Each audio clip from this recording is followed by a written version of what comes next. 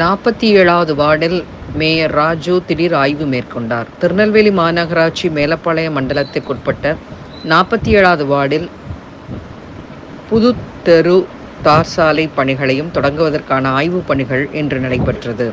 இதில் மேயர் ராஜு நேரில் சென்று ஆய்வு நடத்தினார்.